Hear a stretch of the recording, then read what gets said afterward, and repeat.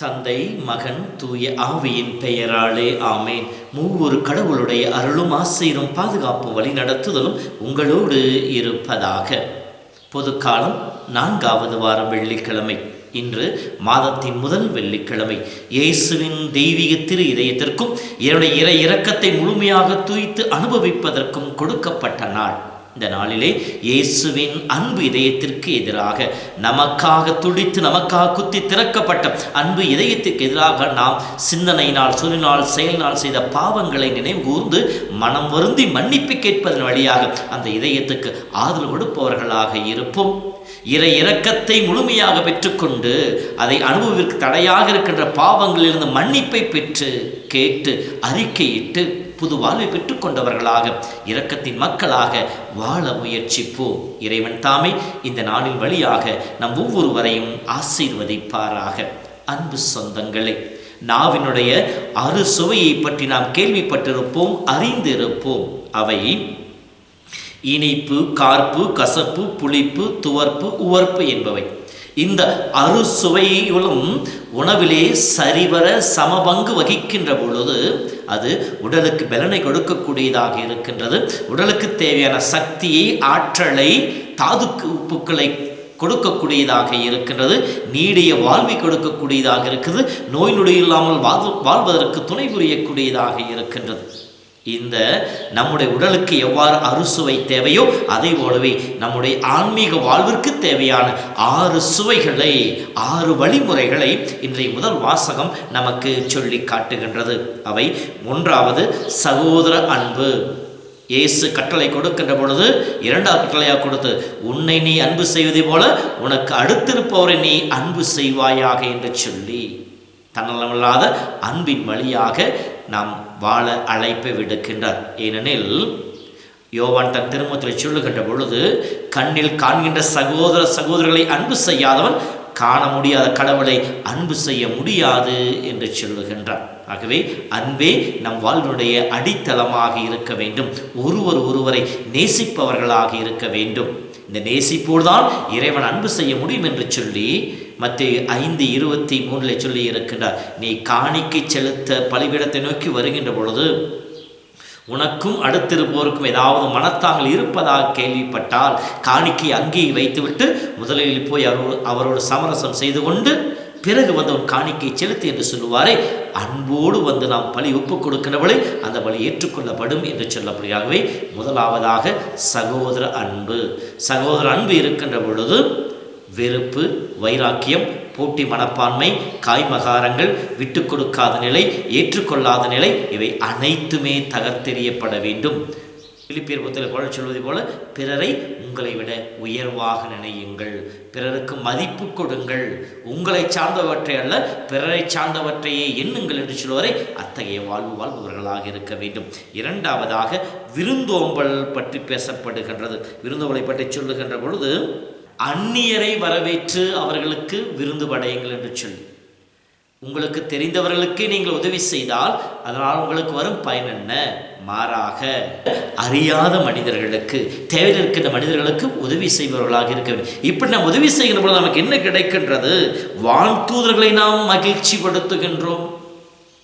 நாம் செய்கின்ற சிறு சிறு அரசியல்கள், இந்த விருந்தோம்பல் விண் தூதர்களுக்கு மகிழ்ச்சியை கொடுக்கக்கூடியதாக இருக்கின்றது என்று சொல்லப்படுகின்றது.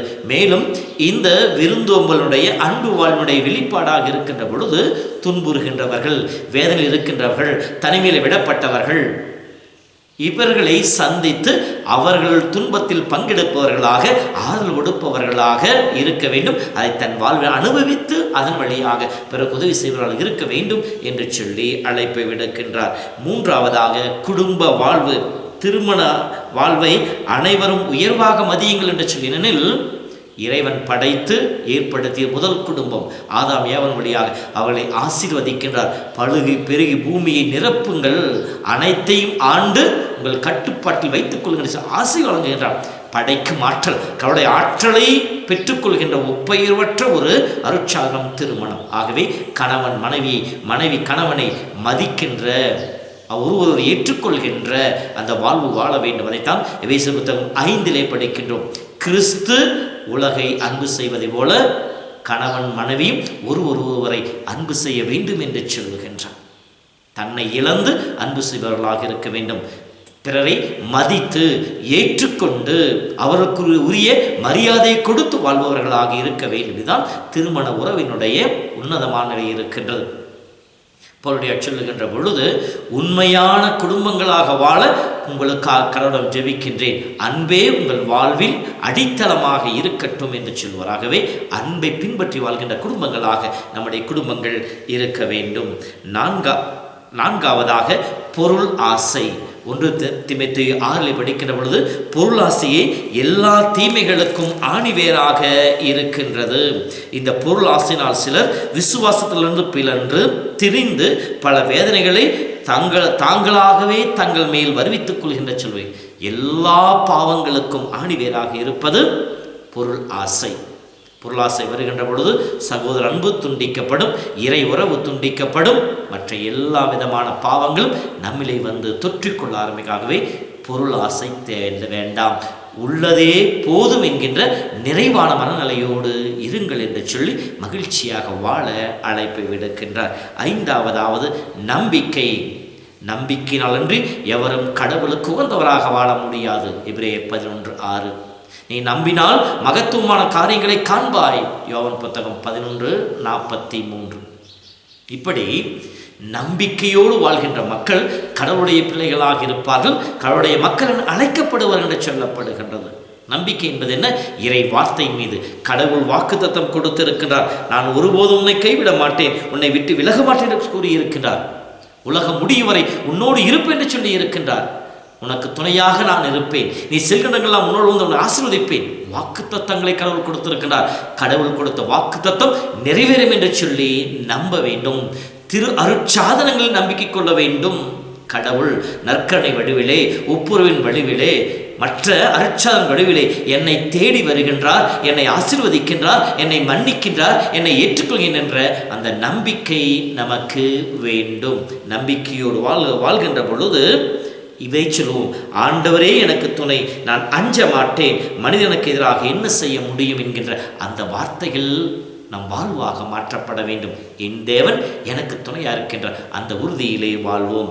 6வதாக பெரியவர்களை மதித்தல், கீழ்ப்படிதல். பெற்றோர்களை, நமக்கு நல்வழி காட்டியவர்களை, நமக்கு ஞான வழி நம்மை நடத்தி செல்பவர்களை மதித்து நடக்க வேண்டும். அவர்களுக்கு உரிய மரியாதையை கொடுக்க வேண்டும்.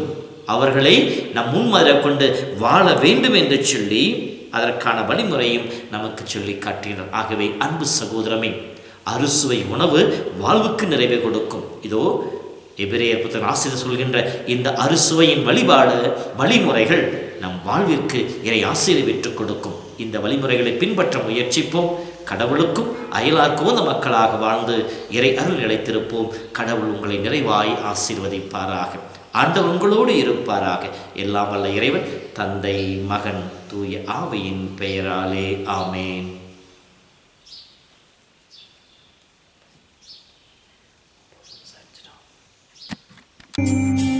ஆடைக்கலம் தருகின்ற